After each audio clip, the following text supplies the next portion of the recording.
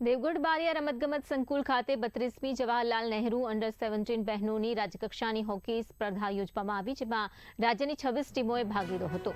રોમાંચક ફાઇનલમાં જામનગર ગ્રામ્ય અને દાહોદની ટીમો વચ્ચે મુકાબલો થયો હતો, પરંતુ નિયમિત સમય અને પેનલ્ટી શૂટઆઉટ બાદ પણ સ્કોર બરાબર રહ્યો. આખરે સડન ડેથમાં જામનગર ગ્રામ્યની ટીમ વિજેતા બની હતી, જ્યારે દાહોદ જિલ્લો બીજા અને ભાવનગર ગ્રામ્ય જે છે તે ત્રીજા ક્રમે રહ્યો હતો.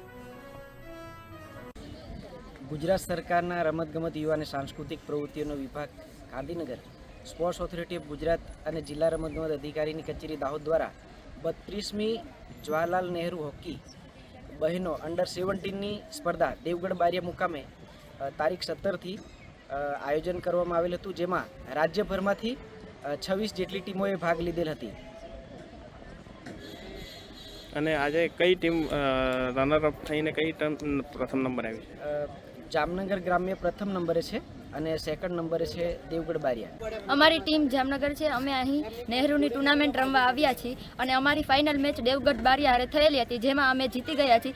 અમને બહુ જ આનંદ થાય છે અને અમે બહુ જ ખૂબ મહેનત કરી હતી નહેરુ જીતવા માટે, જે અમે સફળ થયા છીએ અને અમે બહુ આનંદ થાય છે. અહીંયા આવીને અમારી આ ટુર્નામેન્ટ બહુ યાદગાર રહેવા.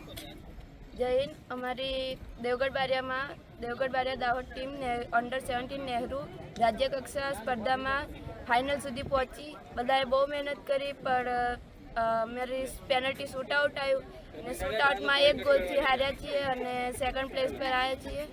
અને બહુ જ સારી ટુર્નામેન્ટ રહી છે અને બધાએ બહુ મહેનત કરીને સારી રીતે પરફોર્મન્સ આપ્યું છે. બધા પ્લેયરોને કોંગ્રેચ્યુલેશન.